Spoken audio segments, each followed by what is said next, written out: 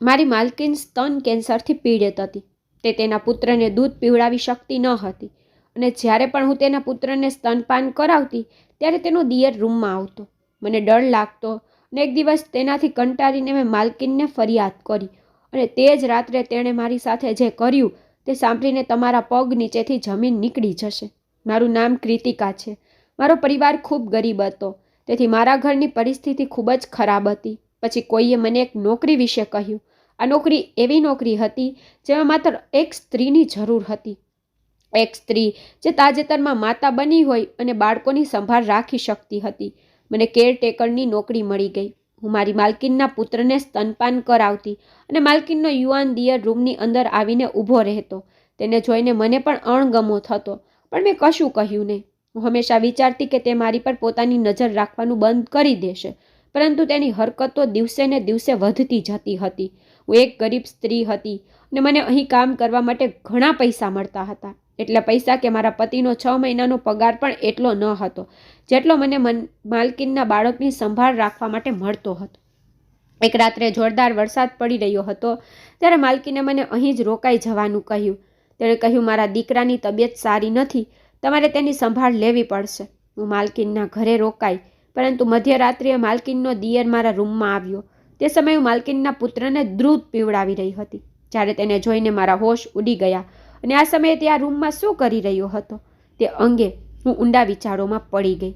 જ્યારે મેં અવાજ ઉઠાવવાનો પ્રયાસ કર્યો, તેણે મારી સાથે કંઈક કર્યું જેનાથી હું ચોંકી ગઈ. મેં અંગે ઘણી વખત માલકીનને ફરિયાદ કરી હતી, પરંતુ કંઈ થયું ન હતું.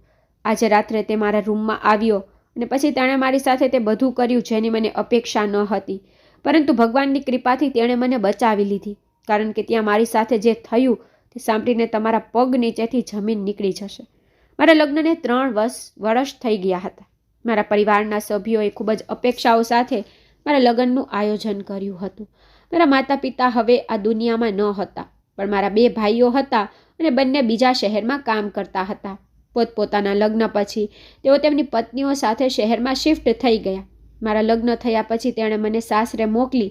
તેણે વિચાર્યું કે તેની બહેન સાસરીયાના ઘરે સુખી થશે. સસરાના ઘરે મારું હૃદય શાંત હતું, કારણ કે સાસુ ખૂબ સરસ હતી. મારા સસરા આ દુનિયા છોડીને ચાલ્યા ગયા. મારે કોઈ જેઠાણી કે નણંદ ન હતી, તેથી કોઈ સાથે કંઈ માથાકૂટ પણ ન થતી.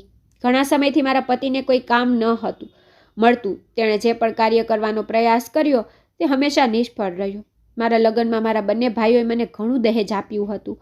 એક પછી એક મારી તમામ દહેજની વસ્તુઓ વેચાઈ ગઈ હતી. મારા સાસુ પણ એક રોગથી પીડાતા હતા, જેના કારણે મારા પતિ દેવાદાર બની ગયા હતા. માની સારવાર કરાવતી વખતે તે સાવ સડક પર આવી ગયા, છતાં મારી સાસુ બચી શક્યા નહીં અને આ દુનિયા છોડીને ચાલ્યા ગયા. આખું વર્ષ મેં મારા સાસુની ખૂબ સેવા કરી હતી. મારી સાસુ ખૂબ જ સરસ હતી. તે મને પોતાની દીકરીની જેમ પ્રેમ કરતી હતી. મારી સાસુના અવસાન સમયે મને ખુશીના અને દુઃખના બંને સમાચાર મળ્યા. દુઃખદ સમાચાર એ હતા કે મારા સાસુ આ દુનિયા છોડી ગયા હતા, જ્યારે ખુશીના સમાચાર એ હતા કે હું માં બનવાની છું. મારા સાસુના અવસાન પછી અમારા ઘરની હાલત ખૂબ જ ખરાબ થઈ ગઈ હતી. મારા પતિની દુકાનમાં આગ લાગી અને પછી તેમની તમામ સ્ટેશનરીની વસ્તુઓ બળીને રાખ થઈ ગઈ. પછી મારા સાસુની તબિયત વધુ બગડી, તેથી મારા પતિને બેંકમાંથી લોન લેવી પડી. મારા પતિ 8મું પાસ હતા. તેમણે આનાથી વધુ ભણતર કર્યું ન હતું, જ્યારે હું પણ બહુ ભણેલી ન હતી, કારણ કે બાળપણમાં મને અભ્યાસમાં કોઈ રસ ન હતો. લગ્ન પછી જ્યારે મેં મારા સાસરિયાના ઘરની પરેશાનીઓ જોઈ ત્યારે ક્યારેક મને થતું કે મારે મારું ભણતર પૂરું કરી લેવું જોઈએ. જો હું સક્ષમ હોત તો ઘરની ખરાબ પરિસ્થિતિમાં પતિને સાથ આપી શકી હોત, પરંતુ અમે બંને પતિ પત્ની કંઈ પણ સક્ષમ ન હતા. એટલે જ અમે ઘરની ખરાબ પરિસ્થિતિ સામે લડી રહ્યા હતા. ત્યાર પછી મારા પતિએ કોઈ પણ રીતે કામ મેળવવાની કોશિશ કરી. અમારે એક સ્ટેશનરીની દુકાન હતી જ્યાં તે વસ્તુઓ વેચતા. આ સિવાય તેને બીજી કંઈ આવડત ન હતી. હવે તે દુકાન જતી રહી. દુકાનમાં સામાન રાખવાના પણ પૈસા ન હતા. જીવન આમ જ પસાર થઈ રહ્યું હતું. પછી મેં એક વહાલા દીકરાને જન્મ આપ્યો, પણ જે દિવસે મારો દીકરો આ દુનિયામાં આવ્યો ત્યારથી તેના નસીબમાં કોઈ ખુશી ન હતી. મારા પતિએ પટાવાળા તરીકે કામ કરવાનું શરૂ કર્યું હતું. ત્યાંના લોકો તેમને થોડા પૈસા અને કપડાં આપતા હતા, જે મારા બાળક માટે ઉપયોગમાં લેવાતા હતા. આ રીતે અમે એકબીજા સાથે રહેતા હતા. ઘરની પરિસ્થિતિ દિવસે ને દિવસે બગડતી જતી હતી. મેં મારા ભાઈઓ પાસેથી પણ ઘણી વખત પૈસા લીધા હતા. તેઓ મારા ખાતામાં પૈસા ટ્રાન્સફર કરતા હતા, પરંતુ હવે હું તેમની પાસે વારંવાર પૈસા માંગી શકતી ન હતી, કારણ કે હવે તેમના લગ્ન થઈ ગયા હતા અને તેમની પત્નીઓ મારા ભાઈને કહેતી હતી કે હવે તમારે તમારી બહેનને વધુ પૈસા આપવાની જરૂર નથી.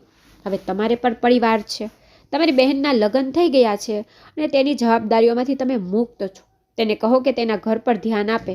તે ક્યાં સુધી તેના ભાઈઓને મદદ માટે કહેતી રહેશે? શું તે તેના પતિને કામ પર મોકલે છે કે પછી પોતે પૈસા કમાય છે? હું જાણતી હતી કે મારી ભાભી મારા ભાઈઓને કેવી રીતે ચડાવે છે.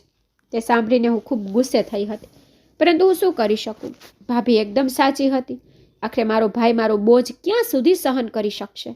તેણે મારા લગ્ન કરી દીધા હતા, તેઓએ તેમની ફરજ બજાવી હતી, તેઓ મારા માટે વધુ કંઈ કરી શક્યા ન હતા. જોકે મારા લગ્ન પછી તેઓએ ઘણી વખત મને મદદ કરી હતી.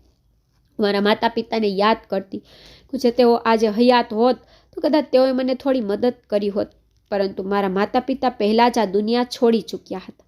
મારા પતિને કે મારે પોતાનું કોઈ ન હતું જેની પાસેથી અમે મદદ માંગી શકીએ. આજે ફક્ત પાડોશીઓએ જ અમને થોડો સાથ આપ્યો. આ સિવાય અમારું જીવન ખૂબ જ ખરાબ રીતે ચાલી રહ્યું હતું, કારણ કે મારા સાસુ આ દુનિયામાંથી ચાલ્યા ગયા હતા. તેમનું ઘર ભલે નાનું હતું, પરંતુ તેમના મૃત્યુ પહેલાં તેમણે આ ઘર તેમના પુત્રને ટ્રાન્સફર કરી દીધું હતું. મારા પતિ આ ઘરને વારંવાર જોતા હતા. તેઓ કહેતા હતા કે જો હું આ ઘર વેચીશ તો અમારી મુશ્કેલી દૂર થઈ જશે. મેં કહ્યું, પણ પછી આ ઘર વેચીને અમે ક્યાં જશું? ભાડે રહેવા જશું તો ભાડું ક્યાંથી ચૂકવીશું? અમારી પાસે ખાવાના પૈસા નથી, દર મહિને ભાડું ક્યાંથી ભરીશું? ગમે તેમ કરીને 1 મહિનો વીતી ગયો. મને શું કરવું તે કંઈ સમજાતું ન હતું. મેં મારા પતિને કહ્યું કે હવે ગમે તેવા સંજોગો હોય, ઘરમાં ખાવાનું હોય કે ન હોય, હું આ ઘર કોઈ પણ સંજોગોમાં વેચી નહીં દઉં. આ ઘર એટલું જ તમારું છે જેટલું મારું છે. આખરે મોં છુપાવવા ક્યાં જઈશું? ભાડે જઈશું તો ભાડું ક્યાંથી આપીશું? અત્યારે અમે અહીં શાંતિથી જીવી રહ્યા છીએ. હું નથી ઈચ્છતી કે ભાડા પર ગયા પછી અમારી અશાંતિનો અંત આવે.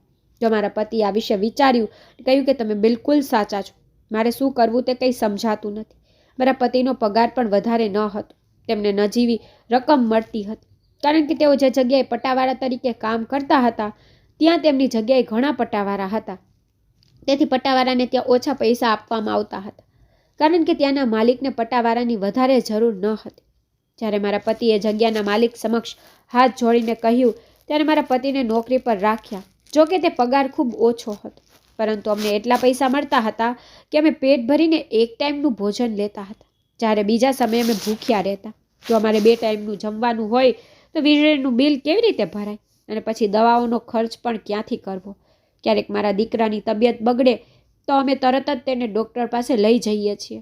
ડૉક્ટરો પૈસા વગર તો દવા આપતા નથી, તેથી અમારે ખરાબ સમય માટે પણ પૈસા બચાવવા પડતા હતા. જીવન ખૂબ જ મુશ્કેલીમાંથી પસાર થઈ રહ્યું હતું. મને મારી પોતાની ચિંતા ન હતી, પણ હું મારા પુત્ર માટે સૌથી વધુ ચિંતિત હતી, કારણ કે અમે જે સંજોગોમાં જીવી રહ્યા હતા તે જોતાં હું મારા પુત્રનો યોગ્ય રીતે ઉછેર કરી શકતી ન હતી, કારણ કે તેને મારા દૂધ સિવાય ખાવાનું કંઈ મળતું ન હતું. થોડા સમયમાં તે 1 વર્ષનો થઈ ગયો અને અમને પૂરતું ભોજન મળી શક્યું ન હતું. હું મારા પુત્રને સારી રીતે ભણાવવા માંગતી હતી, જેથી જ્યારે તેના પર ખરાબ સમય આવે ત્યારે તેને અમારી જેમ જીવવું ન પડે, પરંતુ તે તેની ક્ષમતાના બળ પર ટકી શકે. ભગવાન તેના પર ક્યારેય ખરાબ સમય ન આવવા દે. ભગવાન કોઈની ગરીબીના આવા ખરાબ દિવસો ન બતાવે જેમ કે અમે પસાર થઈ રહ્યા હતા. એક દિવસ મારા પતિના મિત્રની પત્ની અમારા ઘરે આવી. ક્યારેક તે અમારા ઘરે આવતી હતી. તે જાણતી હતી કે અમે ઘણી મુશ્કેલીમાંથી પસાર થઈ રહ્યા છીએ, તેથી તે તેના અને તેના બાળકોના જૂના કપડાં અમારા ઘરે લાવતી હતી.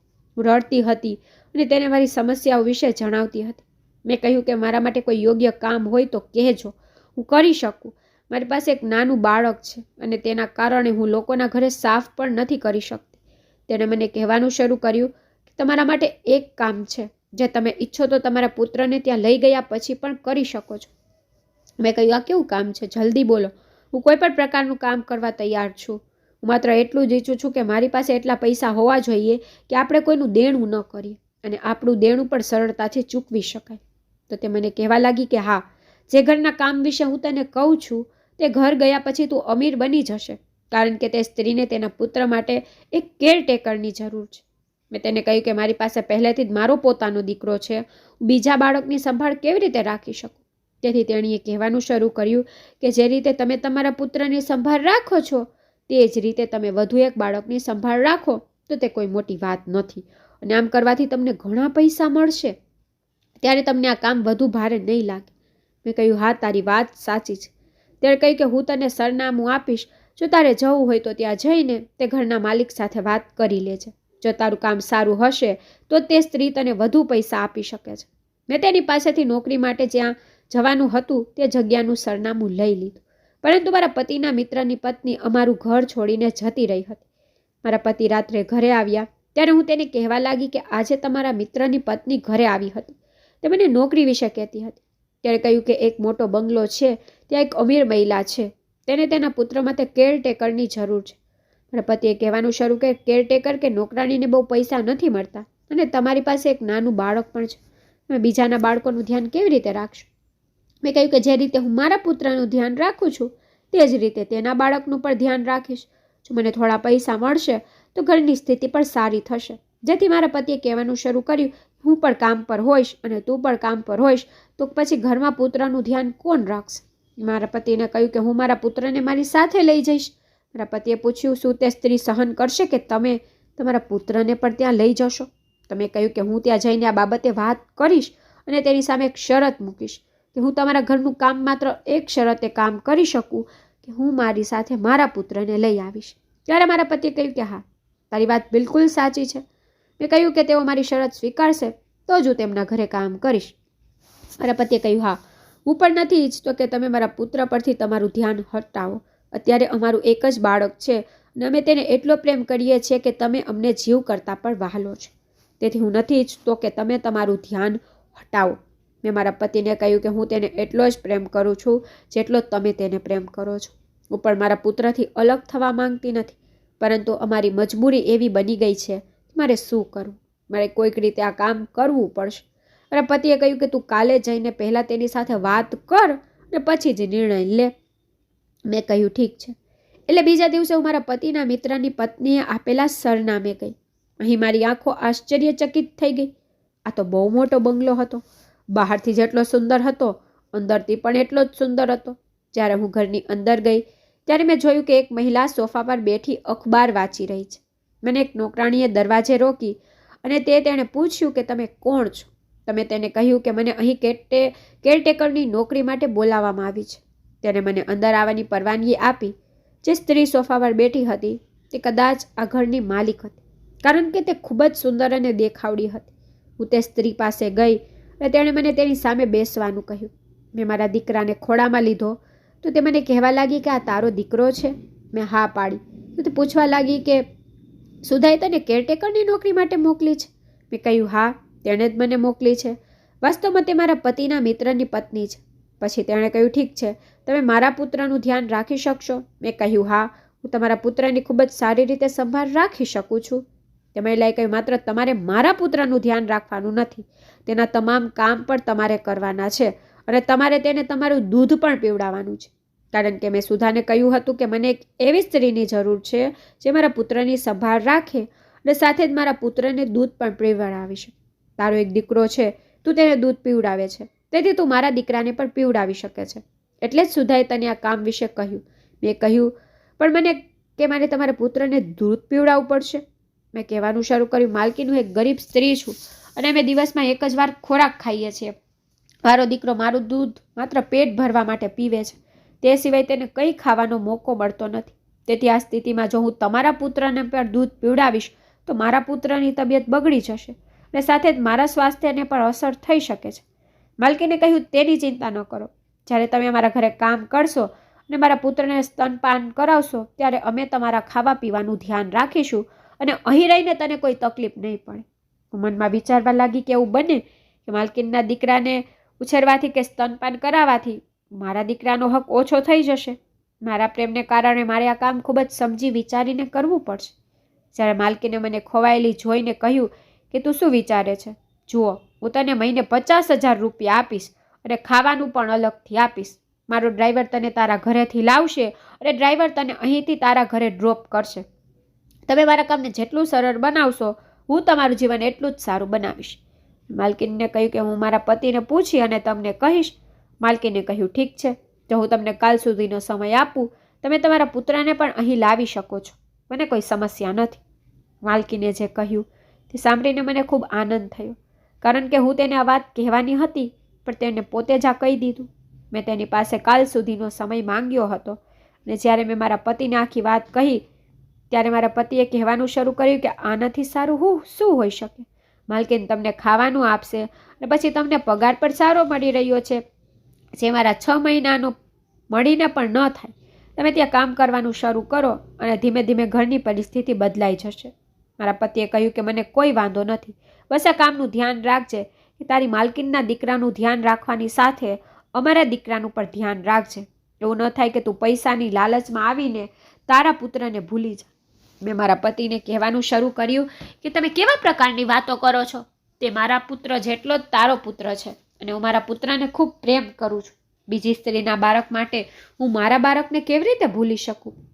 મેં કહ્યું હતું કે માલકીનને પોતે કહ્યું હતું કે તમે તમારા પુત્રને પણ અહીં લાવી શકો છો. મારા પુત્રની સાથે તમે તમારા પુત્રની પણ કાળજી લઈ શકો છો. આખરે તમે તેની માં છો અને હું કોઈ પણ માને તેના બાળકથી દૂર નથી જોઈ શકતી. મારા પતિએ પૂછવાનું શરૂ કર્યું કે જો માલકીનને તેના પુત્રની આટલી ચિંતા છે તો તેને એક નોકરાણી રાખવાની જરૂર છે અને તે તેના પુત્રની સંભાળ પર રાખી શકે છે. મેં વિચાર્યું કે મને આ વાત ત્યાં કામ કર્યા પછી જ ખબર પડશે, કારણ કે હું શા માટે તેના પુત્રને સ્તનપાન કરાવું તે અંગે માલકીને મને કંઈ કહ્યું ન હતું. માલકીને તેના પુત્રની તમામ જવાબદારી મને સોંપી દીધી હતી. મેં જોયું કે માલકીન આખો દિવસ કોમ્પ્યુટર સામે બેસીને કામમાં વ્યસ્ત રહેતી અને કદાચ તે કોઈ બીમારીની દવા પણ લેતી હતી. તેને તેના પુત્રની નજીક વધુ આવતી પણ ન હતી. માલકીનનો પુત્ર મારા પુત્ર કરતાં 4 મહિના નાનો હતો. તે માત્ર 2 મહિનાનો હતો અને આટલા નાના બાળકની ખૂબ કાળજી લેવી પડે છે. મારી વાત સાંભળ્યા પછી તેણીએ કહ્યું કે મને આ પ્રશ્ન હવે સંપૂર્ણપણે અયોગ્ય છે. તેણીએ મને કહ્યું કે મારા પુત્રના જન્મ પછી મને એક રોગ થયો, જેના કારણે હું મારા પુત્રને સ્તનપાન કરાવી શકતી નથી અને તેની નજીક પણ જઈ શકતી નથી, કારણ કે તે એક નાજુક બાળક છે. કોઈ પણ રીતે બાળકો ઝડપથી બીમાર પડે છે, પરંતુ મારી સારવાર ચાલી રહી છે અને જેમ જેમ હું ઠીક થઈશ તેમ તેમ હું મારા પુત્રની નજીક જવાનો પ્રયાસ કરીશ. તેણે કહ્યું કે મારા લગ્નના 3 વર્ષ પછી આ બાળકનો જન્મ થયો છે અને હું મારી બીમારીથી સહેજ પણ અસર મારા પુત્ર પર પડવા માંગતી નથી, જેના કારણે તે નાજુક બાળક બીમાર પડે. અને તેણે એમ પણ કહ્યું હતું કે હું મારા પુત્રને પીડામાં જોઈ શકતી નથી. આ જ કારણ છે કે મેં મારા હૃદયમાં પથ્થર રાખીને તને મારા ઘરમાં રાખી છે અને તે મારી નજર સામે મારા પુત્રને દૂધ પીવડાવ્યું છે. એક માએ હકીકતને ક્યારેય સહન કરી શકતી નથી કે તેના પુત્રના દૂધ પરનો અધિકાર તેને નહીં પરંતુ કોઈ બીજી સ્ત્રી દ્વારા આપવામાં આવે છે. તે સાચું હતું કે હું માલકીન સાથે સંમત થઈ હતી, પરંતુ જ્યારે મેં તેની બીમારી વિશે સાંભળ્યું ત્યારે મારું હૃદય પણ ઈચ્છે છે કે તેને જે પણ બીમારી છે ને તે જલ્દી સારી થાય અને તે તેના પુત્રનો જાતે ઉછેર કરે. અત્યારે અહીં રહેતી વખતે હું માલકીનના દીકરાની સારી રીતે સંભાળ રાખતી હતી. માલકીનના તેના ઘરે પતિ ઉપરાંત એક યુવાન દિયર સાથે રહેતો હતો, જે દેખાવમાં ખૂબ જ સુંદર હતો. મારા લગ્ન બહુ નાની ઉંમરે થયા હતા. તેનો દિયર પણ મારા જેટલી જ ઉંમરનો હતો. તે આખો દિવસ તેના ભાઈ સાથે ઓફિસમાં કામ કરતો અને મેં સાંભળ્યું હતું કે તે ધંધો કરવાની સાથે અભ્યાસ પણ કરે છે. પરંતુ એક વાત ખૂબ જ વિચિત્ર હતી કે જે દિવસે તેણે મને જોઈ ત્યારથી તે મને ખૂબ ધ્યાનથી જોતો. રાત્રિના સમયે હું માલકીનના પુત્ર અને મારા પોતાના પુત્રને એક રૂમમાં લઈ જઈને બંનેને દૂધ પીવડાવીને જ્યારે સુવડાવી રહી હતી, જ્યારે માલકીનનો દીકરો રાત્રે સૂતો ત્યારે હું મારા ઘરે આવી જતી. દિવસો આમ જ પસાર થતા હતા. જો કંઈ ખોટું હતું તો તે એ હતું કે માલકીનનો દિયર મારી સામે ખૂબ જ વિચિત્ર નજરે જોઈ રહ્યો છે, તો મને તેનો દેખાવ બિલકુલ પસંદ ન હતો. માલકીને મને તેના પુત્ર માટે એક અલગ રૂમ આપ્યો હતો, જ્યાં હું તેના પુત્ર અને મારા પુત્ર સાથે રહેતી હતી અને તે બંનેના તમામ કામ કરતી હતી. હું આખો દિવસ તેમના બાળકની સંભાળ રાખતી. માલકીન ક્યારેક તે રૂમમાં આવતી હતી, પણ તેનો દિયર નાની નાની બાબતોમાં રૂમમાં આવી જતો. ક્યારેક તે કહેતો કે તે તેના ભત્રીજાને મળવા આવ્યો છે, ક્યારેક તે મને પૂછતો કે તેને કંઈ પણ વસ્તુની જરૂર હતી. ક્યારેક એવું બનતું કે હું બાળકોને સ્તનપાન કરાવતી તો ત્યારે તે રૂમમાં આવી જતો. ત્યારે હું તરત જ મારી જાતને સરખી કરી લેતી. હું તેનાથી ખૂબ જ શરમાતી હતી. મને સમજાતું ન હતું કે શું કરવું. તે રૂમમાં કેમ આવે છે? એક દિવસ મેં મારી માલકીનને કહ્યું કે મને પૈસા કરતાં મારી ઇજ્જતની વધુ ચિંતા છે. જ્યારે પણ હું બાળકોને રૂમમાં સ્તનપાન કરાવતી હોઉં છું ત્યારે તમારો દિયર રૂમની અંદર આવે છે. માલકીન કહેવા લાગી કે તને ગેરસમજ થઈ છે. મારો દિયર બહુ સારો છે. વાસ્તવમાં તેણે મને પણ ક્યારેય ખોટું કહ્યું નથી. તો પછી તે તારી સાથે આવું કેમ કરી શકે? માલકીનને કહ્યું, તમારા લોકોમાં આવું ચલાવી લેવામાં આવતું હશે. અમીર લોકો ધનવાનને અમીર માને છે, પણ ગરીબને માનવી માનતા નથી. મારી વાત સાંભળીને માલકીન ચૂપ થઈ ગઈ. આજે ફરી જ્યારે હું માલકીનના પુત્રને દૂધ પીવડાવી રહી હતી ત્યારે તે અચાનક રૂમમાં આવ્યો અને મેં માલકીનના પુત્રને સૂવા માટે મૂક્યો હતો. મેં માલકીનના દિયરને કહ્યું હતું કે તમે દર વખતે રૂમમાં કેમ આવો છો? તમે જાણો છો કે રૂમનો દરવાજો બંધ છે, પરંતુ તમે દરવાજાનો બેલ માર્યા વગર રૂમની અંદર આવો છો. મારી વાત સાંભળ્યા બાદ તેણે કહ્યું કે જો તમને મારા કામથી ખરાબ લાગ્યું હોય તો હું તમારી પાસે માફી માંગુ છું. હું ભવિષ્યમાં આવું કંઈ નહીં કરું. મેં વિચાર્યું કે કદાચ તે મારી વાત સમજી ગયો હશે કે તે ભવિષ્યમાં આવું ક્યારેય નહીં કરે, પણ તેને તેના વર્તનને છોડ્યું નહીં. તે ફરીથી રૂમની અંદર આવ્યો હતો અને મને તેના તરફથી એક વિચિત્ર સંકોચ અનુભવાયો. મેં ફરીથી માલકીનને ફરિયાદ કરી અને માલકીને કહ્યું કે હું મારા દિયર સાથે વાત કરીશ. તે તમારા રૂમમાં કેમ આવે છે? માલકીને કદાચ તેના દિયર સાથે વાત કરી હતી અને તેણે માલકીનને કહ્યું હતું કે તેનો કોઈ ખરાબ ઈરાદો નથી, પણ મારો કહેવાનો મતલબ એ હતો કે જો તેનો કોઈ ખરાબ ઈરાદો ન હોય તો તેને રૂમમાં આવવાની શું જરૂર હતી? તે જાણતો હતો કે માં તેના બાળકોની કોઈ પણ રીતે કાળજી લઈ શકે છે અને કોઈ પણ સ્થિતિમાં તેમને સ્તનપાન કરાવી શકે છે. તેથી દર વખતે તેને રૂમમાં આવવાની તો કોઈ જરૂર ન હતી. કદાચ તેને માલકીનને ઠપકો આપ્યો, તેથી તે ખૂબ જ ઉદાસ દેખાવા લાગ્યો. પરંતુ હું ખૂબ ખુશ હતી. મને ખબર નથી કે તે કેવો વિચિત્ર વ્યક્તિ હતો.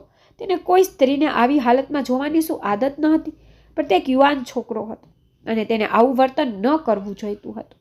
માલકીનના પુત્રને સાંભળ્યાને 1 મહિનો થઈ ગયો હતો. મને અહીં ખાવા માટે શ્રેષ્ઠ ખોરાક આપવામાં આવ્યો હતો. નોકરાણી વારંવાર મારા માટે જ્યુસ લાવતી, ક્યારેક ફ્રૂટ્સ લાવતી, ક્યારેક દૂધ અને ડ્રાય ફ્રૂટ્સ લાવતી. આપણી માલકીન એમ કહેતી કે સારું ખાતી પીતી રહીશ ને તો તારો દીકરો પણ સ્વસ્થ રહેશે. અને અહીં આવ્યા પછી હું ખૂબ જ નિશ્ચિંત હતી.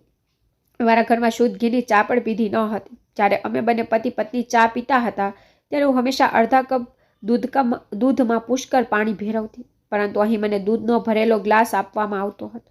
હું અહીં ખૂબ જ ખુશ હતી અને ધીમે ધીમે હું સ્વસ્થ બની રહી હતી. મારા ઘરમાં પણ સારી એવી રકમ આવવા લાગી. બધું ધીમે ધીમે સારું થવા લાગ્યું. મારા પતિ પણ ખુશ હતા. પણ એક રાત્રે અચાનક જોરદાર વરસાદ શરૂ થઈ ગયો. હું રાત્રે 10 વાગ્યા સુધીમાં મારા ઘરે જતી હતી, પરંતુ રાત્રે 9 વાગ્યે જ વરસાદ શરૂ થઈ ગયો.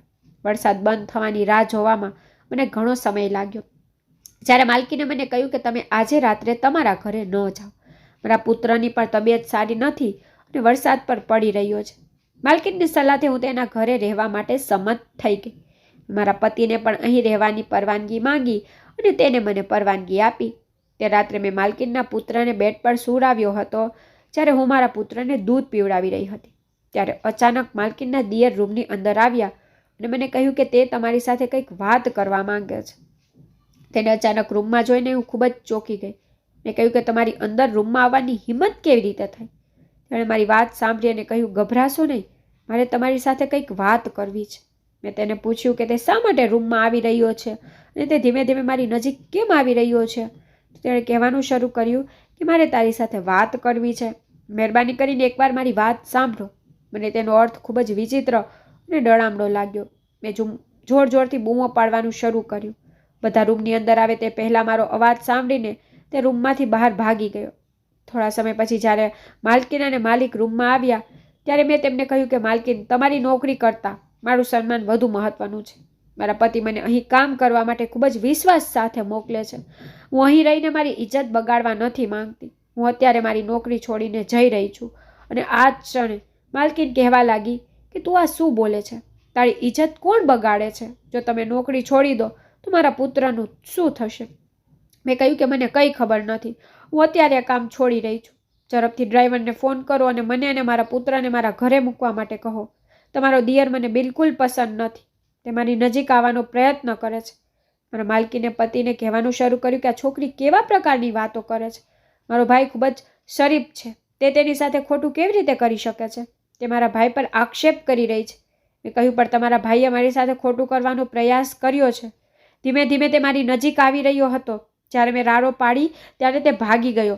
હું 1 મિનિટ પણ નહીં રોકાઈશ અને ન તો મારે અહીં કામ કરવું છે. માલકીન પર મારી સાથે ગુસ્સામાં વાત કરી રહી હતી. કહેતી હતી કે મારો દિયર ખરેખર બહુ સારો છે. તે ક્યારેય તારી સાથે કંઈ ખોટું કરી શકતો નથી. તું તેને ખોટો દોષ દે છે. મેં કહ્યું, થોભો માલકીન, મારે તમારાથી આ પૈસા નથી જોઈતા. મારે એવું કામ નથી કરવું કે જ્યારે મારી પ્રતિષ્ઠા બગડવાનો ડર હોય, અને જ્યારે હું બાળકોને સ્તનપાન કરાવું છું ત્યારે જ તમારો દિયર અહીં કેમ આવે છે? તે દરેક વખતે મને એકલા મળવાનો મોકો શોધતો રહે છે. મને તેનો ઈરાદો ગમતો નથી, અને હું જે કહું તે તમે કેમ માનશો? લોકો પહેલા તેમના પરિવારના સભ્યોની વાત માને છે ને બહારના લોકો શું કહે છે તે તેઓ માની શકતા નથી. માલકીન વારંવાર મને રોકતી હતી કે મારો પુત્ર તમારા વિના કેવી રીતે રહેશે? કૃપા કરીને આજની રાત અહીં જ રહો. તેની તબિયત પણ સારી નથી. પરંતુ મેં મારી માલકીનની વાત ન માની. મારા પુત્રને મારા ખોળામાં ઉપાડીને ડ્રાઈવર સાથે મારા ઘરે આવી. જ્યારે મારા પતિએ મને અડધી રાત્રે ઘરે આવતા જોઈને પૂછ્યું કે શું થયું? તમે ઘરે કેવી રીતે આવ્યા? તમે ત્યાં જ રહેવાના હતા ને? મેં મારા પતિને કશું કહ્યું નહીં. હું શાંતિથી પલંગ પર સૂઈ ગઈ અને મારા પુત્રને પણ સૂડાવી દીધો. પણ હું મનમાં વિચારતી હતી કે ત્યાં કામ કરવાથી મને ઘણો ફાયદો થશે. પણ પછી મેં વિચાર્યું કે જો મારું સન્માન કલંકિત થશે તો હું કોઈને મોઢું બતાવી શકીશ નહીં. આપણી ઇજ્જતની હરાજી કરવા કરતાં ગરીબીમાં દિવસો વિતાવવું વધુ સારું છે. ઈશ્વર એક યા બીજા દિવસે આપણને સારા દિવસો ચોક્કસ આપશે, પરંતુ એકવાર ઇજ્જત ખોવાઈ જાય ને તો તે ક્યારેય પાછી આવતી નથી. આ રીતે ઘણા દિવસો વીતી ગયા. માલકીન મને વારંવાર બોલાવી રહી હતી કે હું કામ પર આવી જાઉં, પણ હું ગઈ નહીં. તેની એક જ વાત હતી કે તમે જલ્દી મારા ઘરે આવો. મારા પુત્રની તબિયત સારી નથી. મારા પુત્રની સંભાળ રાખી શકતી નથી. તે રડે છે, તને યાદ કરે છે. મને તેની વાત સાંભળી નહીં. 2 દિવસ પછી મારા પતિ શાકભાજી ખરીદવા ઘરેથી નીકળ્યા હતા. 4 કલાક વીતી ગઈ હતી, પરંતુ તેઓ હજી ઘરે પાછા આવ્યા ન હતા. હું મારા પતિ માટે ખૂબ જ ચિંતિત હતી. જ્યારે અચાનક મને સમાચાર મળ્યા કે મારા પતિનો અકસ્માત થયો છે, ત્યારે મારા પગ નીચેથી જમીન નીકળી ગઈ. આસપાસના લોકોએ મારા પતિને હોસ્પિટલમાં દાખલ કરાવ્યા. હું મારા પુત્રને મારા ખોળામાં લઈને ઝડપથી હોસ્પિટલ ગઈ. ડૉક્ટરે કહ્યું કે મારા પતિ આ દુનિયા છોડીને ચાલ્યા ગયા છે. આ સમાચાર સાંભળીને મને આઘાત લાગ્યો. હું રડી પડી. મારા પતિ સિવાય આ દુનિયામાં મારું કોઈ સહારો ન હતો. ગરીબીનું જીવન જીવી શકતી હોવા છતાં એકલા રહેવું તો મારા માટે ઘણું મુશ્કેલ હતું. મારું માસૂમ નાનું બાળક હતું. તેના માથા પરથી તેના પિતાનો પડછાયો જતો રહ્યો. હું એટલી ખરાબ રીતે રડી રહી હતી કે મને મારું ભાન જ ન રહ્યું. મારા પતિનો અગ્નિ સંસ્કાર કરવામાં આવ્યો. રડવાને કારણે મારી હાલત ખૂબ જ ખરાબ થઈ ગઈ. આસપાડોશના લોકોએ મારી સંભાળ લીધી હતી, પરંતુ મારા પતિ હોશમાં ન આવતા મારા પતિના મૃત્યુના સમાચાર સાંભળીને મારા માલકીન આવીને મને સાંત્વના આપવા લાગી. કહ્યું કે તમારી સાથે જે થયું તે ખૂબ જ ખરાબ થયું. તમે કૃપા કરીને મારી સાથે ઘરે આવો. હું તમારી મદદ કરવા માંગુ છું અને તમારા દુઃખમાં તમારી ભાગીદાર બનવા માંગુ છું. મારો પુત્ર તાવથી સળગી રહ્યો છે. તેને તમારી જરૂર છે. તે તમને મારા કરતાં તેની માં માને છે. કૃપા કરીને મારી સાથે આવો, નહીંતર મારો પુત્ર મરી જશે. એક વાર વિચારો અને પછી મને કહો. આ એક લાચાર માતાની તમને વિનંતી છે. કૃપા કરીને મારા પુત્રને બચાવો. તે તમારા વિના ખૂબ પીડાઈ રહ્યો છે. હું જાણું છું કે તું ગરીબ છે. હવે તારો પતિ પણ અહીંથી ચાલ્યો ગયો છે. હવે તારા પતિ વગર તમે અને તમારો પુત્ર કેવી રીતે જીવશો? એટલા માટે હું કહેવા માંગુ છું કે તમે મારા ઘરે આવો અને કાયમ માટે રહો. હું તમને રહેવા માટે જગ્યા આપીશ અને તને ખાવા માટે ખાવાનું પણ આપીશ. હું તને બધું આપીશ. તને મારા ઘરમાં કોઈ પ્રકારની સમસ્યા નહીં આવે. બદલામાં તારે મારા પુત્રની માં બનીને ઉછેરવો પડશે. હું લાચાર છું. માં હોવા છતાં હું મારા પુત્રની માં બની શકતી નથી. મને એવી બીમારી છે કે હું મારા પુત્ર માટે કંઈ કરી શકતી નથી. તેણે મારી સામે હાથ જોડીને કહ્યું, પ્લીઝ મારી લાચારીનો ફાયદો ન ઉઠાવ. માલકીન ખૂબ રડી રહી હતી. તેની આંખોમાંથી આંસુ નીકળી રહ્યા હતા. તેના ગયા પછી હું લાંબા સમય સુધી એકલી જ બેઠી રહી, કારણ કે બધા ચાલ્યા ગયા હતા. મારો પુત્ર ભૂખથી પીડાતો હતો. હું તેને વારંવાર મારું દૂધ પીવડાવતી હતી, પરંતુ તે મારું દૂધ પણ પીતો ન હતો, કારણ કે મેં પણ 2 દિવસથી કંઈ ખાધું ન હતું. હું ખૂબ જ નબળાઈ અનુભવતી અને શું કરવું તે સમજાતું ન હતું. 24 કલાક આમ જ વીતી ગયા. માલકીન મને સતત ફોન કરી રહી હતી. પછી મેં વિચાર્યું કે માલકીનના ઘરે જવાનું મારા માટે સારું રહેશે. તેથી હું મારા પુત્રને મારા ખોળામાં લઈને ઘરને તારું માનીને મારી માલકીનના ઘરે ગઈ. મને જોઈને માલકીન ખૂબ જ ખુશ થઈ. મને ખરેખર અહીં કોઈ પ્રોબ્લેમ ન હતો. જો મને કોઈ પ્રોબ્લેમ હતો તો તે મારી માલકીનના દિયર સાથે. મારી તેની વિચિત્ર આંખોથી ખૂબ જ નફરત હતી. મને તે બિલકુલ ગમતો ન હતો. મારા પુત્રના ભવિષ્ય વિશે વિચારીને અહીં આવી છું, કારણ કે અહીં આવવાથી જ મારા પુત્રનું ભવિષ્ય સુધરી શકે છે. હું અહીં આવી ગઈ અને જ્યારે મેં માલકીનના પુત્રને ત્યાંથી જોયું તો તે ખરેખર ખૂબ જ બીમાર હતો. તે તાવથી પીડાઈ રહ્યો હતો અને ખરાબ રીતે રડી રહ્યો હતો. તેની સારવાર ચાલી રહી હતી, પરંતુ ડૉક્ટરે કહ્યું કે તેને માના દૂધની જરૂર છે, તેને માની જરૂર છે, તેને તેની માના ખોળાની જરૂર છે. આ જ કારણ હતું કે માલકીન તેના પુત્ર માટે મને વારંવાર બોલાવતી હતી. સૌ પ્રથમ જ્યારે મેં મારા ખોળામાં લીધો ત્યારે તે રડતા રડતા શાંત થઈ ગયો. કદાચ તે સમજી ગયો કે તેને તેની માં મળી ગઈ છે, કારણ કે માલકીન તેનાથી દૂર રહે છે. તેથી તે મને તેની અસલી માં કરતાં તેની માં વધુ માને છે. પછી તેને મારી સાથે રમવાનું શરૂ કર્યું. બંને બાળકોનું ખૂબ ધ્યાન રાખતી હતી. આ રીતે ઘણા દિવસો વીતી ગયા હતા. માલકીનનો દિયર હજી મારા રૂમમાં આવ્યો ન હતો, અને હું અહીં આવી તે દિવસથી મેં તેને જોયો ન હતો. પરંતુ હું મારા પતિને ખૂબ જ મિસ કરી રહી હતી, જે મને ખૂબ સપોર્ટ કરતા હતા. મેં તેને વચન આપ્યું હતું કે હું તેને હંમેશા સાથ આપીશ, પરંતુ હવે તે આ દુનિયામાં નથી. હવે હું કાયમ માટે મારી માલકીનના ઘરે શિફ્ટ થઈ ગઈ. મેં જોયું હતું કે માલકીનનો દિયર મારાથી દૂર રહેતો હતો. ઘણા દિવસો આમ જ વીતી ગયા. જ્યારે ફરી એક દિવસ હું મારા રૂમમાં સૂતી હતી, ત્યારે મેં રૂમનો દરવાજો અંદરથી બંધ કરી દીધો હતો. બંને બાળકો મારી સાથે હતા ત્યારે અચાનક રૂમના દરવાજા પર અવાજ આવતા મારી આંખ ખુલી અને હું દરવાજો ખોલવા ગઈ તો આટલી મોડી રાતે માલકીનનો દિયર દરવાજે ઊભો હતો અને કહેવા લાગ્યો કે મારે અંદર આવવું છે, મારે તમારી સાથે કંઈક વાત કરવી છે. મેં કહ્યું, પણ મારે તમારી સાથે કઈ વાત કરવી નથી. આટલું કહીને હું દરવાજો બંધ કરવા લાગી. પછી તેણે જબરદસ્તીથી એક ધક્કો મારીને દરવાજો ખોલ્યો અને મને પાછળ ધકેલી દીધી અને પોતે રૂમની અંદર આવી ગયો અને પૂછવા લાગ્યો કે તું મારાથી આટલી દૂર કેમ જાય છે? તેણે મારી નજીક આવવાનો પ્રયત્ન કર્યો. મેં તેને કહ્યું કે તું આમ કેમ વાત કરે છે? હું અવાજ કરીશ. તેને કહ્યું, અવાજ કરશો તો બાળકો જાગી જશે. પછી તે કહેવા લાગ્યો, પ્લીઝ ચીસો ન કરો, અવાજ ન પાડો તો ભાઈ અને ભાભી પણ આવશે. મહેરબાની કરીને એકવાર મારી વાત તો સાંભળો. પરંતુ આજે પણ મેં તેની વાત ન સાંભળી અને જોર જોરથી હંગામો મચાવ્યો. અવાજ સાંભળીને જ્યારે માલકીન અને માલિક રૂમની અંદર આવ્યા ત્યારે મેં તેમને તેમના દિયરનું અશ્લીલ રૂપ બતાવ્યું અને તેમને કહ્યું કે તે રાત્રે આ સમયે મારા રૂમમાં શું કરે છે અને તે વારંવાર મારી નજીક આવવાનો પ્રયત્ન કરે છે. માલિકે તેના ભાઈ સામે હાથ ઉપાડવાનું શરૂ કર્યું, કારણ કે તેના ભાઈની ક્રિયાઓ હવે તેની સામે હતી. અગાઉ તે રૂમની બહાર નીકળી ગયો હતો, પણ આજે તે રૂમમાં હાજર હતો. માલિકે પૂછ્યું હતું કે તું આટલી મોડી રાત્રે આ રૂમમાં આવવાનો તારો ઈરાદો શું છે? તેનો ભાઈ તેને કહેવાનો પ્રયત્ન કરી રહ્યો હતો, પણ તેણે તેની વાત સાંભળી નહીં. જ્યારે માલકીને તેના પતિને રોક્યા અને કહ્યું કે હું તમને સત્ય શું છે ને તે કહું, ત્યારે માલકીને કહ્યું કે ખરેખર મારો દિયર વંશ તને ખૂબ પ્રેમ કરે છે. જ્યારથી તેણે તને જોઈ ત્યારથી તે તારા માટે પાગલ છે. તે દિવસે જ્યારે તે નોકરી છોડી દીધી ત્યારે મેં તેને કહ્યું કે તારા કારણે તેને નોકરી છોડી દીધી છે અને હવે મારા પુત્રનું ધ્યાન કોણ રાખશે? શું તમે ઈચ્છો છો કે મારો પુત્ર પણ મારી જેમ બીમાર રહે? તો તેને મને એવી વાત કહી કે હું ચોંકી ગઈ. વંશે મને કહ્યું કે તે તને પ્રેમ કરે છે અને તારી સાથે લગ્ન કરવા માંગે છે. મેં વંશને સમજાવ્યું કે તે પરિણીત છે, તમારા બંને માટે સાથે રહેવું શક્ય નથી, તેને એક બાળક પણ છે. મારી વાત સાંભળીને વંશ ચૂપ થઈ ગયો અને તેણે મને વચન આપ્યું કે તે તને ક્યારેય હેરાન નહીં કરે અને તે પછી તું અહીં આવી નથી. હવે જ્યારે તું અહીં આવી છે ત્યારે તારા પતિ પણ આ દુનિયા છોડીને ચાલ્યા ગયા છે. તે તને પહેલાં કહેવા માંગતો હતો કે તે તારી સાથે લગ્ન કરવા માંગે છે, પણ જ્યારે તેણે મને વચન આપ્યું કે હવે તે તને હેરાન નહીં કરે, હવે તારો પતિ પણ આ દુનિયામાં નથી રહ્યો, ત્યારે વંશ તારી સાથે વાત કરવા આવ્યો છે. હવે જો તે તને લગ્ન માટે પ્રપોઝ કરશે તો તું રાજી થઈશ. તે તારી સાથે લગ્ન કરવા માંગે છે, કારણ કે હવે તારા પતિ નથી, તું એકલી થઈ ગઈ છે અને તે તને સાથ આપવા માંગે છે. મારી માલકીનનો પતિ કહેવા લાગ્યો કે તું આ કેવી વાત કરે છે? શું આ છોકરી મારા ભાઈની પત્ની બની જશે? આ બાબતે વંશ તેના ભાઈ પર બૂમો પાડવા લાગ્યો. કહ્યું, ભાઈ તમે શું કહો છો?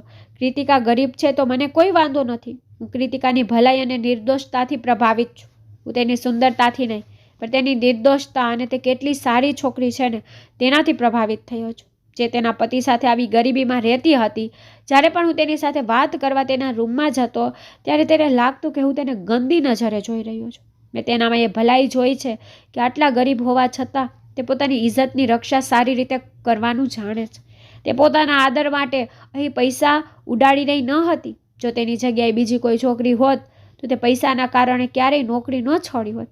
કૃતિકા ખરેખર ખૂબ સારી છોકરી છે, તેથી હું તેને પ્રેમ કરું છું અને તેની સાથે લગ્ન કરવા માંગુ છું.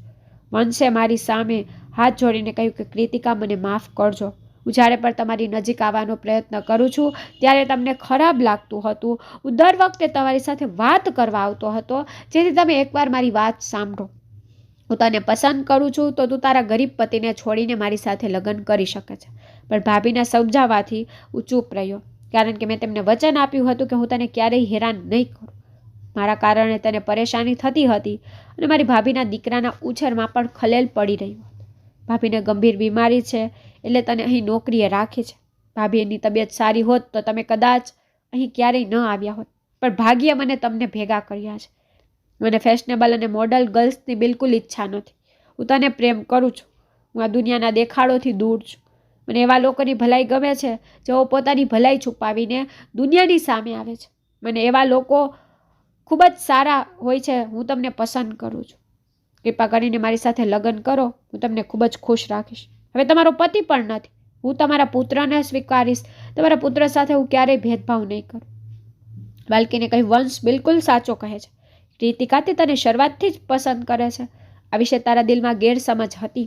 હું એ પણ જાણતી હતી કે તું તારા પતિને ક્યારેય છોડી શકતી નથી, કારણ કે તું એક સારી સ્ત્રી છે. પણ હવે તેને પોતાના મંતવ્યો વ્યક્ત કરવાની પૂરી તક છે. તું ઈચ્છે તો તારું જીવન બદલી શકે છે. તું અમારા ઘરમાં નોકરાણી બનીને નહીં, પણ આ ઘરનો એક ભાગ બનીને અહીં રહી શકે છે. માલકીન તેના પતિ તરફ જોવા લાગી અને બોલી, કૃતિકા ગરીબ છે તો શું થયું? તે સારી છોકરી છે. હું જાણું છું કે વંશને આખી જિંદગી તેના માતા પિતાનો પ્રેમ મળ્યો નથી. વંશની સંભાળ લેવા માટે ક્યારેય કોઈ આવ્યું નથી. કૃતિકા જીવનભર આપણા વંશની સેવા કરશે. તેની ખૂબ કાળજી લેશે. આ સાંભળીને માલિકને પણ મારા પર દયા આવી. તેણે એમ પણ કહ્યું કે મારા મોંમાંથી નીકળેલા શબ્દો માટે મને માફ કરજો. હું કહું છું કે પ્લીઝ મારા ભાઈ સાથે લગ્ન કરી લો. તમને અહીં બહુ માન મળશે. તમારા દીકરાને પણ ઘણું માન મળશે. તમારા પુત્ર સાથે કોઈ પણ પ્રકારનો ભેદભાવ કરવામાં આવશે નહીં. આ લોકોની વાત સાંભળીને શું જવાબ આપું એ મને સમજાતું નહોતું. મેં વંશને કહ્યું કે હું મારા પતિને ખૂબ પ્રેમ કરું છું. હું મારા હૃદયમાંથી મારા પતિના વિચારોને દૂર કરી શકીશ નહીં. મારા પતિના મૃત્યુને આટલા દિવસો થઈ ગયા છે અને તમે ઈચ્છો છો કે હું ફરીથી લગ્ન કરું? વંશે કહેવાનું શરૂ કર્યું, આમાં કોઈ મોટી વાત નથી. વ્યક્તિએ હંમેશા શક્ય તેટલી વહેલી તકે પોતાના માટે સારો નિર્ણય લેવો જોઈએ. જો આવી તકો ચૂકી જાય ને તો વ્યક્તિ તેના હાથ વીંટાવતા રહી જાય છે. કૃપા કરીને હું તમારી સામે હાથ જોડું છું. હું તમારા જેવી છોકરી ક્યાંય નહીં મળે. તેણે મને વિનંતી કરવાનું શરૂ કર્યું. બધાના ઘણા પ્રયત્નો પછી હું વંશ સાથે લગ્ન કરવા માટે સંમત થઈ. પછી આ રીતે મેં વંશ સાથે લગ્ન કર્યા. આ ઘરમાં નોકરાણીનું કામ કરવા આવી હતી અને હવે આ ઘરના નાના માલિકની પત્ની બની ગઈ હતી. મારા નસીબ પર વિશ્વાસ કરી શકતી ન હતી. કદાચ જ મારું નસીબ વંશ સાથે જોડાયેલું હતું. તેથી ભગવાને મારા પતિની જિંદગી છીનવી લીધી. પણ મને હજી પણ મારા પતિ યાદ આવે છે. વંશે મને દુનિયાનો બધો પ્રેમ આપ્યો. તે મારા પુત્રને પણ ઘણો પ્રેમ કરતો હતો. પહેલાં તો મને લાગ્યું કે મેં ખોટો નિર્ણય લીધો છે, પણ એવું કંઈ ન હતું. મેં સાચો નિર્ણય લીધો હતો. વંશ સાથે મારું જીવન ખૂબ જ સારું ચાલી રહ્યું છે. હું હજી પણ માલિકના દીકરાનું ધ્યાન રાખું છું. એવું નથી વિચારતી કે હું દેવરાની બની ગઈ છું. હવે મારે તેની કાળજી લેવી જોઈએ નહીં. હકીકતમાં હું તેના પુત્ર માટે બીજી માં છું. તેને ખૂબ નસીબદાર છે કે તેને 2 માનો પ્રેમ મળ્યો. જ્યારે મારો દીકરો પણ એટલો ભાગ્યશાળી નીકળ્યો કે તેને તેના પિતાનો પ્રેમ અને તેના પિતાનું નામ મળ્યું. નહીંતર મારા પુત્રને તેના પિતા વિના આખી જિંદગી પસાર કરવી પડત. મારો આ નિર્ણય મારા માટે ખૂબ જ સાચો સાબિત થયો. માલકીન હજુ પણ સારવાર ચાલી રહી છે. હું તમને બધાને વિનંતી કરવા માંગુ છું કે ભાભી માટે પ્રાર્થના કરો. તે જલ્દીથી સાજી થઈ જાય. વંશ અને મારે હજુ સુધી કોઈ સંતાન નથી. મને ખબર નથી કે શા માટે, પરંતુ વંશ કહે છે કે તે સંતાન ઈચ્છતા નથી. તારો દીકરો મારો દીકરો છે અને હું તેને આખી જિંદગી કહીશ કે હું તારો પિતા છું. હું તેને ક્યારેય જણાવવા નહીં દઉં કે તેના પિતા દુનિયા છોડી ગયા છે. વંશની વાત સાંભળીને મને ખૂબ સારું લાગે છે. વંશ હંમેશા મારી સાથે ઈમાનદારી અને સત્યતાથી સંબંધ જાળવી રાખ્યો છે અને હવે હું 2 બાળકોની મા તરીકે આ ઘરમાં રહું છું અને આ ઘરમાં મને ઘણો પ્રેમ અને સન્માન મળ્યું. આ ઘરના લોકો મને ખૂબ પ્રેમ કરે છે. માલકીની તબિયત ઘણી હદ સુધી સુધરી ગઈ છે, પરંતુ તે હજી પણ સારવાર હેઠળ છે. હજુ પણ તે તેના પુત્ર પાસે વધુ જઈ શકતી નથી, પરંતુ એક દિવસ તે સંપૂર્ણ સ્વસ્થ થઈ જશે અને તેના પુત્રની જવાબદારી પોતે લેવાનું શરૂ કરશે. મારા સાસરિયાના ઘરમાં બધું બરાબર ચાલી રહ્યું છે અને હું મારા પતિ અને પુત્ર સાથે ખૂબ જ ખુશ છું. કેટલીક વાર ભગવાન એવી રીતે સંબંધો બનાવે છે જે આપણે ક્યારેય વિચાર્યું પણ ન હોય. તો મિત્રો આશા રાખું છું કે તમને અમારી વાર્તા પસંદ આવી હશે. જો વાર્તા પસંદ આવી હોય તો વિડીયો લાઈક કરો. જો તમે ચેનલ પર નવા હો તો ચેનલને સબસ્ક્રાઈબ કરો અને હા, નોટિફિકેશન બેલને દબાવો જેથી તમને આગામી અપડેટ સૌથી પહેલાં મળી રહે. ધન્યવાદ.